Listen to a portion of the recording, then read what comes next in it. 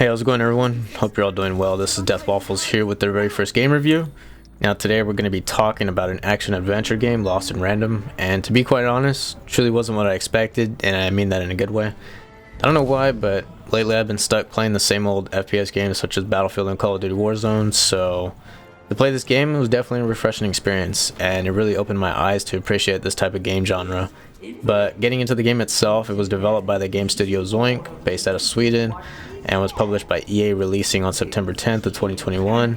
I personally downloaded the game about a week later than release off of Origin Access for free, with the original copy being sold for $30 USD on both Steam and Origin, I believe.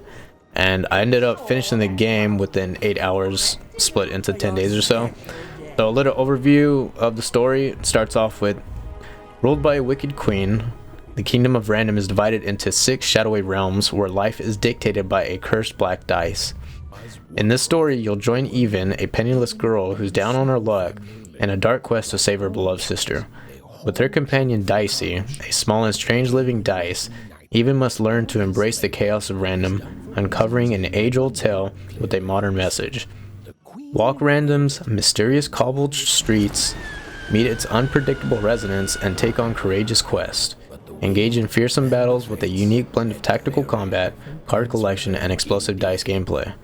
It's time to adapt or perish as you battle inside giant board game arenas that change with every dice throw. Learn how to tip the odds in your favor and dive into a dark wonderland where only the brave survive. Now, let me tell you, and just reading those 2 paragraphs alone, before picking up the game, I thought, what the hell type of game is this? This is quite possibly the weirdest type of combat system ever. Like, really? Cards? Turn-based? Like, what? But honestly, once you hop into the game, in the first hour, I was literally addicted. And the story itself had just enough to keep me coming back. And I personally felt that the card dealing combat was interesting, just adding a little flavor to the amazing storytelling. The visual design of the game, on top of the incredible story, was phenomenal. Although I can't necessarily make the same case for the combat, but the look, and I would even include the audio dialogue, felt very Tim Burton-like. Honestly felt as if I was legitimately in a Tim Burton movie. Some of the characters you meet are incredibly creepy, making me think twice whether this game was made for kids. To me, I think kids would literally shit their pants upon seeing some of the characters you come across, but the audio effects added to the voices to make them feel like you were in a nightmare made it that much more interesting to be excited to see what you would meet, who you would meet in the next chapter. But back to the dialogue, not including the cutscenes, which were great to say the least, but the click-through dialogue that you had to have with certain individuals was absolutely boring.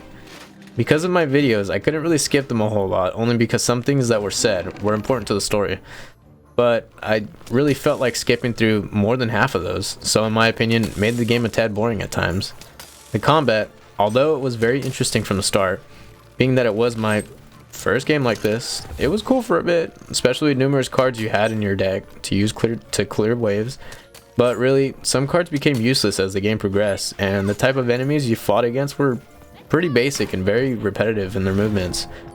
I enjoyed the combat for what it was. Didn't seem too difficult once you got the hang of it, but yeah, mediocre. The combat was at best, I would say. Performance of the game was spot on. I think I was averaging close to like 160 frames with the Ryzen 1600 and a Vega 64. Tad overkill for this game like this, but I'm pretty sure you could still enjoy the game even played at 60 frames with the lower tier hardware.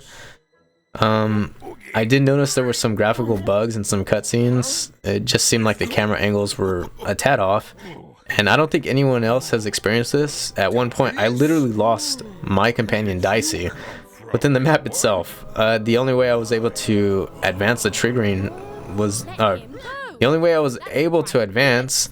triggering another cutscene. But other than that, I don't believe it was game breaking. I still thoroughly enjoyed the graphical design and smooth terrain, to where I wasn't clipping on anything that would really impair my movements. It was honestly a well optimized game. Developers, yeah, I honestly think that developers did a hell of a job providing a well polished game. So all in all, I believe this game is a game worth playing. For the price tag of $30, probably not so much. Because personally, I don't believe this game has very much replay value.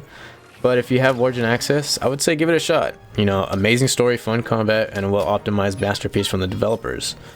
They really took to a medium in the form of a game to storytell a child's nightmare of even traveling through the depths of random, which was horrific at times, to save your sister.